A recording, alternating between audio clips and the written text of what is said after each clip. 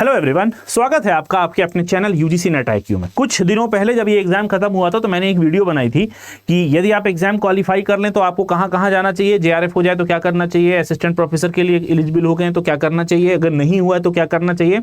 उसी के साथ एक वीडियो हमने बनाई थी कि अगर नहीं होता है यूजीसी नेट की परीक्षा, अगर आप क्वालिफाई नहीं कर पा रहे हैं तो आपको क्या करना चाहिए, बजाय इसके कि आप निराश हों।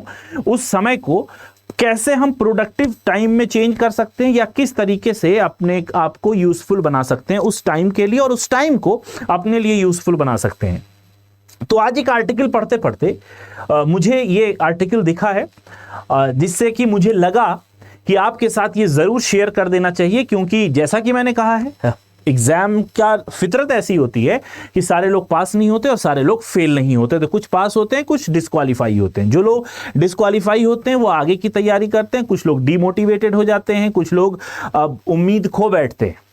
मगर ऐसा आपको नहीं करना है। करना क्या है वो मैं बता रहा हूं। क्वालिफाई होने के बाद क्या करना है, आपके पास 75 रास्ते हैं करने के।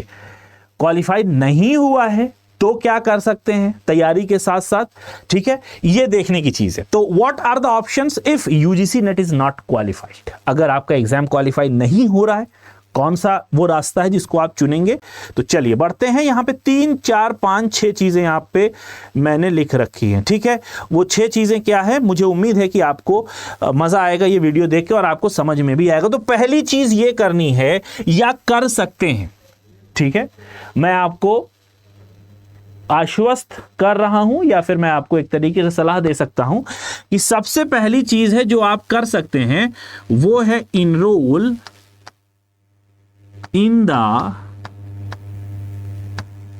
Doctorate program. डॉक्टरेट प्रोग्राम क्या है बेटा, ये है आपका PhD, ठीक है। निराश होने से अच्छा है आप क्या करें कि आप इनरोल कर लें अपने आप को किसमें, PhD प्रोग्राम में। आपने नेट क्वालिफाई नहीं किया है मगर अभी भी बहुत सारी यूनिवर्सिटीज हैं जो PhD के लिए परीक्षा लेती हैं, ठीक है। और ये उनको छूट, ये स्वतंत्रता उनको यूजीसी ने दे रखी है कि वो इनके अलावा भी जो अपने कह सकते हैं कि इन हाउस जो एग्जाम्स है वो एग्जाम लेके ये परीक्षा ले सकती हैं। किसका, रिसर्च का। तो आप एक काम कर सकते हो कि अपने आप को PhD में रजिस्टर कर लो, इनरोल कर लो। दूसरा जो तरीका है कि अपने आप को आप स्किल कोर्स में रजिस्टर कर दो या फिर आप स्किल कोर्सेज की तरफ जाइए। अब स्किल कोर्सेज में MOOC कोर्सेज भी हो सकते हैं जिसमें आप स्वयं को भी देखते हैं, इससे भी आप कोर्सेज कर सकते हैं, ठीक है। कोई सर्टिफिकेट कोर्स कर सकते हैं। अच्छा, एक चीज और मैं बता दूं, ये स्किल कोर्सेज के लिए जैसे अपग्रेड एक वेबसाइट है, एक पोर्टल है अपग्रेड, ये आपको स्किल कोर्सेज कराता है। गवर्नमेंट ऑफ इंडिया की तरफ से भी बहुत सारे ऐसे पोर्टल हैं जो आपको स्किल कोर्सेज कराते हैं, तो आप उनको भी जाके एक्सप्लोर करिए और अपने आप को स्किल कोर्सेज में इनरोल कर लीजिए, ठीक है। स्किल कोर्सेज जो कौशल आधारित होते हैं, ठीक, जो कौशल वाले कोर्सेज होते हैं। समझ में आई बात। तीसरी चीज है, एक और काम है जिसको किया जा सकता है, वो ये है कि डॉक्टरेट डिग्री आप फॉरेन से या फिर अब्रॉड से कर सकते हैं। आप MSc हो, MA हो, कुछ स्पेसिफिक कंडीशंस को फुलफिल करने के बाद आप ये काम कर सकते हो। समझ में आई बात। कुछ टेस्ट होते हैं जो टेस्ट आप दे सकते हो, या उनकी यूनिवर्सिटी के जो टेस्ट निकलते हैं डॉक्टरेट के लिए, PhD के लिए, आप उन टेस्ट में अपीयर हो सकते हो और इसको क्वालिफाई करके ये काम भी आप अंजाम दे सकते हो, to do doctorate degree from abroad, ठीक है। तीसरी बात। चौथी बात, अपीयर इन स्लेट। अब मान लीजिए आप एक स्टूडेंट है जो रहने वाले हैं कहां के, महाराष्ट्र के, ठीक है, या फिर आप रहने वाले हैं मध्य प्रदेश के, राइट। ये एग्जाम्पल, आप रहने वाले हैं गुजरात के, ठीक। कुछ राज्य ऐसे हैं जो स्टेट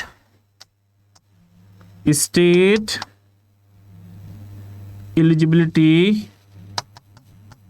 टेस्ट या फिर लेक्चरशिप एंट्रेंस टेस्ट कहा जाता है इसको, ठीक है, एलिजिबिलिटी टेस्ट, इसमें आप अपीयर हो सकते हैं। जैसे महाराष्ट्र स्टेट एलिजिबिलिटी टेस्ट, ठीक है, Gujarat state eligibility test, Jammu and Kashmir state eligibility test, ये स्टेट लेवल के एलिजिबिलिटी टेस्ट हैं जो हालांकि वो सिर्फ उसी स्टेट में वैलिड होते हैं, वो सेंट्रल यूनिवर्सिटी के लिए वैलिड नहीं होते हैं। वो उसी, अगर सेंट्रल यूनिवर्सिटी मांगती है, अगर सेंट्रल यूनिवर्सिटी अपने क्राइटेरिया में लिखती है कि आप नेट हो या फिर सेट स्लेट हो तो आप अप्लाई कर सकते हैं। अदरवाइज ये जो स्लेट है ये आपका उसी डोमिसाइल, जिस स्टेट के डोमिसाइल है आप, ये उसी में वैलिड होता है। ये भी एक बेहतर ऑप्शन है। अगर आपका नेट क्वालिफाई नहीं होता है और आपने फॉर्म भरा हुआ है सेट का, तो आप सेट के लिए भी अपीयर हो सकते हैं, ठीक है। ये दोनों की मान्यता सेम है, वैलिडिटी सेम है, मगर फर्क ये है कि ये आपको सिर्फ डोमिसाइल स्टेट में काम करेगा और ये इंटरनेशनल मतलब नेशनली काम करेगा। समझ में आ रही बात? तो ये अच्छा रास्ता हो सकता है। मैं तो आपको ये सजेस्ट करूंगा, अगर आपका ये नहीं क्वालिफाई हुआ और ये क्वालिफाई हो गया तो आप इसके रास्ते से या फिर इसके भरोसे या फिर इसके स्कोर को लेते हुए आप पीएचडी में इनरोल जरूर हो जाएं। इसमें भी फेलोशिप्स मिलती हैं, ठीक है। समझ में आ गई बात? दूसरा है, आप एज ए गेस्ट लेक्चरर पढ़ा सकते हैं। गेस्ट लेक्चरर के लिए भी पीजी मांगा जाता है, ठीक है। तो आप पीजी करे हुए जहां पे गेस्ट लेक्चरर्स हैं वहां पे आप अप्लाई कर सकते हो। एडहॉक्स, कहीं कहीं एडहॉक में भी मांगा जाता है, ad hoc teachers, ad hoc assistant professor, lecturers, तो आप वहां पे भी अप्लाई कर सकते हो डायरेक्ट पीजी के बाद, ठीक है। ये वो तरीके हैं कि अगर आपका नेट क्वालिफाई नहीं हुआ तो निराश होने के बजाय आप ये काम कर सकते हो। अगला एक रास्ता और है, अगला एक जो तरीका है वो ये है कि आप पार्ट टाइम पीएचडी कर सकते हो। डॉक्टरेट मतलब पीएचडी। आप पार्ट टाइम पीएचडी में इनरोल हो जाइए और नेट की तैयारी करते रहिए, साइड बाय साइड कोई जॉब भी आप करते रहिए। मैंने आपको बताया भी था, इस पे वीडियो भी बनाई थी कि पार्ट टाइम और फुल टाइम पीएचडी के मोड में कोई फर्क नहीं होता है कि आप मोड के हिसाब से सोचें या फिर इसकी वैलिडिटी कम हो जाए, तो ऐसा कुछ भी नहीं है, ठीक है। ऐसा कुछ भी नहीं है, ये दोनों ही की वैल्यू इक्विवेलेंट होती है, इक्वल होती है, चाहे आप पार्ट टाइम पीएचडी करें या फिर फुल टाइम पीएचडी करें। तो ये वो 6 तरीके थे कि आप इनको चाहें तो कर सकते हैं। मेरा तो जो अपना तजुर्बा कहता है या फिर मेरी अपनी जो पर्सनल एडवाइस होगी आपको कि अगर आपने सेलेट का एग्जाम दिया हुआ है या सेट का एग्जाम दिया हुआ है और आपने ये क्वालिफाई कर लिया, मगर नेट का रिजल्ट आते पता चला कि आपने नेट क्वालिफाई नहीं किया है मगर ये आप क्वालिफाइड हैं, तो आपको ये प्रीफर करना चाहिए और तुरंत आपको पीएचडी के लिए इनरोल कर लेना चाहिए, ठीक है। बाकी इसके बाद और भी 5 रास्ते हैं, 5 तरीके हैं जो काम आप कर सकते हैं। ये 5 और काम है, तो आप चाहें तो इनको भी फोकस कर सकते हैं। ये भी अच्छे तरीके हैं या फिर ये अच्छे अपॉर्चुनिटीज, अच्छे ऑप्शंस हैं।